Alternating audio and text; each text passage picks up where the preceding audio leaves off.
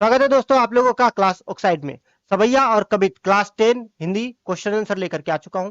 यह आपको क्षितिज book chapter 3 में दिया गया है और इसके जो रचनाकार हैं वह है देव।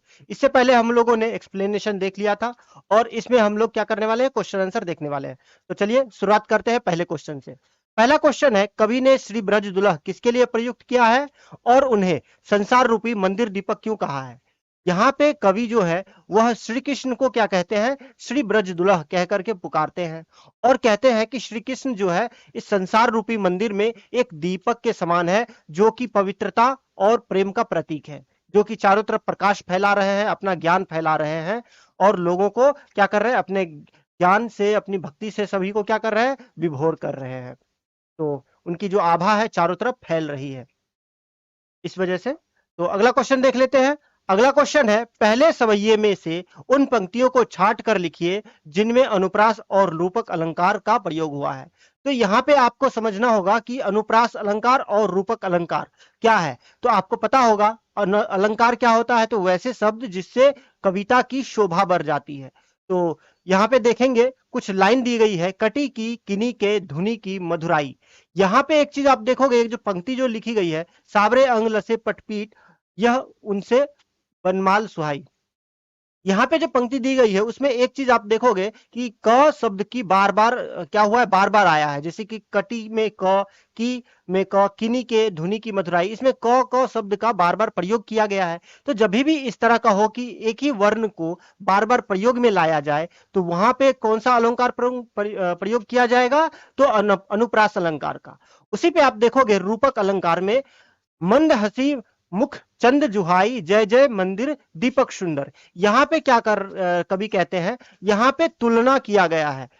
तुलना भी नहीं, जब किसी से तुलना किया जाएगा तो वहां पे कुछ और अलंकार होगा, यहाँ पे उसके समान बताया गया है।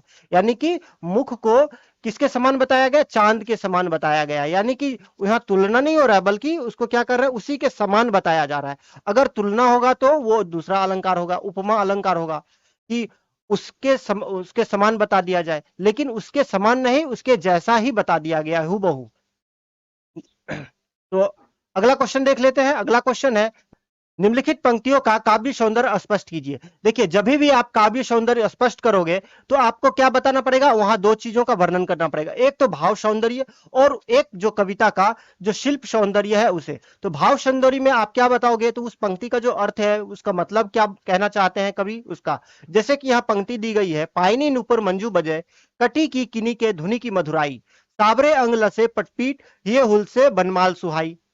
यहाँ पे कवि देव कहते हैं कि जो श्री कृष्ण का स्वरूप कैसा है, उनका स्वरूप का वर्णन करते हुए, उनके आभूषणों का वर्णन करते हुए कि उन्होंने कैसे आभूषण पहनी हुई है, उनके सर पर जो मुकुट है, मोर की जो मुकुट है उसका वर्णन करते हैं, गले में जो बनमाल पहने हुए हैं उनका वर्णन करते हुए कृष्ण का जो स्वरूप ओवरऑल देखने में कैसा लग रहा है उसका वर्णन करते हैं। और फिर बताते हैं कि जो उसमें वर्णन किया किया गया है, तो ब्रज भाषा का प्रयोग किया गया है। उनके जो काव्य है उन इस पंक्ति में ब्रज भाषा का आप वर्णन देखोगे। उसी तरह से वे राजस्थान था तो राजस्थानी भाषाओं का भी प्रयोग मिल जाएगा। और इस तरह से और क्या देखोगे, जो कवि है वो तो रीतिकालीन कवि है, इस वजह से आपको प्राकृतिक सौंदर्यता का अधिक वर्णन मिल जाएगा। और साथ ही साथ इसमें अलंकारों का भी प्रयोग किया गया है। तो समझ में आया होगा। अगला क्वेश्चन देख लेते हैं। अगला क्वेश्चन है, दूसरे कवियों के आधार पर स्पष्ट करें कि ऋतुराज बसंत के बाल रूप का वर्णन परंपरागत बसंत वर्णन से किस प्रकार भिन्न है। देखिए ऋतुराज ने यहाँ पे बसंत का जो वर्णन किया है वो दूसरे कवियों से बहुत ही भिन्न है।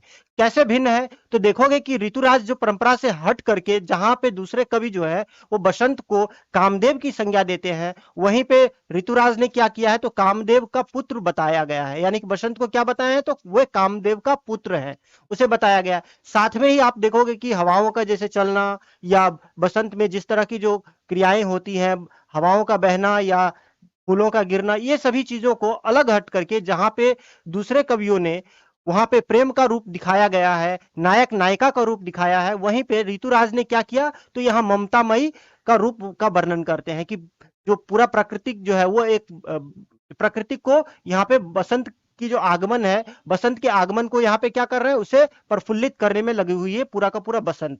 यानी कि वहां देखोगे कि पक्षी जो है वो क्या करते हैं, बसंत को खिलाने का प्रयास कर रहे हैं, उसे हंसाने का प्रयास कर रहे हैं ताली दे करके। वहीं पे फूल जो है उसे सुबह सुबह जगाने का काम कर रही है। तो ये सभी चीजें आप देखोगे यहाँ पे ऋतुराज का जो वर्णन है परंपरा से हट करके बहुत ही डिफरेंट है। तो अगली पंक्ति देख लेंगे, अगला क्वेश्चन देखेंगे। अगला क्वेश्चन है, प्रातः ही जगावत गुलाब चटकारी दे, इस पंक्ति का भाव स्पष्ट कीजिए। देखिए यहाँ पे कवि क्या वर्णन कर रहे हैं, तो कवि बसंत का जो वर्णन है वो बसंत को क्या बता रहे हैं, तो वो कामदेव का पुत्र बता रहे हैं। और कामदेव का पुत्र बसंत जो है वो सुबह सुबह जब उठता है, यानी कि सुबह की जो शुरुआत होती है वो कैसे होती है, तो वो वर्णन करते हुए कहते हैं कि गुलाब जब सुबह सुबह खिलती है उसी के साथ बसंत भी क्या है, वो भी जाग जाता है। इस तरह से भाव स्पष्ट करते हैं। और भाव स्पष्ट में यहाँ पे देखोगे कि कौन सी भाषा का प्रयोग किया गया है, तो ब्रज भाषा का प्रयोग यहाँ पे किया गया है। अगला क्वेश्चन देखते हैं।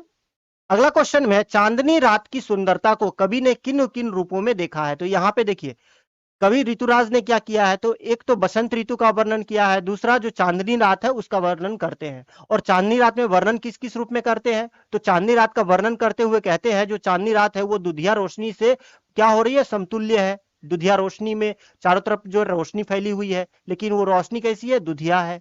और कहते हैं मंदिर जो उसे संसार रूपी मंदिर में ये पूरा का क्या है, तो उजाला फैली हुई है। और ये जो उजाला आ रही है कहां से आ रही है, तो राधिका जी का यहाँ पे वर्णन करते हैं, राधिका जी के तेज से वो उजाला जो है वो फैल रही है। और यहाँ पे जो चंद्रमा है वो राधिका जी की परछाई बताते हैं। और क्या कहते हैं कि चारों तरफ रोशनी इस तरह फैली हुई है, ऐसा लग रहा है कि जो झाग फैला हो, दूध का झाग फैला हो चारों तरफ। क्या, और कहते हैं कि दही का समुद्र के जैसा लग रहा है। इस तरह करके वो क्या करते हैं, चांदनी रात का वर्णन करते हैं। अगला क्वेश्चन देखेंगे, कहते हैं प्यारी राधिका के प्रतिबिंब सो लागत चांद, इस पंक्ति का भाव स्पष्ट करते हुए बताएं कि इनमें कौन सा अलंकार का प्रयोग किया गया है। देखिए यहाँ पे क्या करते हैं, कवि बताते हैं कि जो राधिका जी का जो तेज है इतना है कि उसके प्रतिबिंब से, यानी कि उसके तेज से निकलने वाले जो रोशनी है, उसके तेज से जो रोशनी पड़ रही है वो ऐसा प्रतीत हो रहा है कि वो चांद का निर्माण कर रहा हो। यानी कि राधिका जी की जो तेज इतना ज्यादा है, राधिका जी इतनी सुंदर है कि उससे जो उससे प्रतिबिंब जो निकल रही है वो चांद का निर्माण कर रहा है। लोग क्या करते हैं, तो सभी को चांद की उपमा देते हैं, लेकिन यहाँ पे कवि बताते हैं कि नहीं, जो चांद है वो भी फीका है राधिका जी के तेज के आगे। और यहाँ पे कौन सा अलंकार का प्रयोग किया गया है, तो व्युक्त रेख जो अलंकार होता है उसका प्रयोग किया गया है। उपमा अलंकार का यहाँ प्रयोग आप नहीं देखोगे। क्यों नहीं, क्योंकि उपमा अलंकार में उसके समान बताया जाता है, लेकिन यहाँ पे राधिका जो जी को चांद से भी अधिक सुंदर बताया गया है, इस वजह से। तो अगला क्वेश्चन देखेंगे। अगला क्वेश्चन में है, तीसरे कवि के आधार पर बताइए, कवि के आधार पर सॉरी कवि के आधार पर बताइए कि कवि ने चांदनी रात की उज्जवलता का वर्णन करने के लिए किन किन उपमानों का प्रयोग किया है। तो यहाँ पे अलग अलग उपमान का प्रयोग करते हुए बताते हैं कि रात की जो चांदनी है उसको कहते हैं स्फटित हुआ, शिला निर्मित मंदिर, ये सभी शब्दों का क्या करते हैं, वर्णन करते हैं। कहते हैं समुद्र सा दूध फैला हुआ है, और कहते हैं मोतियों की चमक यहाँ पे फैली हुई है, दर्पण से स्वच्छंदता है। ये सभी उपमानों का प्रयोग करते हैं, उनके जैसा बताने का प्रयोग करते हैं कि जो चांदनी रात है ऐसे फैली हुई है। अगला क्वेश्चन है, पठित कविताओं के आधार पर कवि देव की काव्यगत विशेषताएं बताइए। देखिए कवि देव की जो काव्यगत विशेषताएं हैं उसका वर्णन अब किया गया है। यहाँ पे जो काव्यगत विशेषताएं देखोगे तो उसमें आपको पता चलेगा कि उनके काव्य में एक तो भाव सौंदर्य वो क्या है, तो भाव सौंदर्य बहुत ही और कवियों से बहुत ही भिन्न है, लेकिन रीतिकालीन काव्य है, इसलिए देखोगे प्रकृति का वर्णन बहुत अच्छे ढंग से किया गया है। उसमें आप देखोगे उनकी काव्य की जो विशेषताएं रही है उसमें ब्रज भाषा का बहुत ज्यादा प्रयोग किया गया है, और उसमें सिद्धहस्त थे, यानी कि ब्रज भाषा का प्रयोग करना उन्हें बहुत अच्छे तरह से आता था। उसी तरह उनकी जो काव्य है वह सवैया है, छंद है, उनका प्रयोग किया गया है। उसके तरह ही अगर आप देखोगे भाषा का बहुत ही सहज रूप आपको मिल जाएगा, बहुत ज्यादा घुमावपन नहीं है या बहुत ज्यादा आपको पेचीदा नहीं लगेगा, पढ़ने में सुविधाएं हैं। वहीं आप देखोगे कि प्रकृति का चित्रण किया गया है, इस तरह से जो उनकी जो काव्य है वो बहुत ही सुंदर लग रही है। तो आई होप आप लोगों को समझ में आया होगा। मिलते हैं अगले वीडियो में, तब तक के लिए धन्यवाद।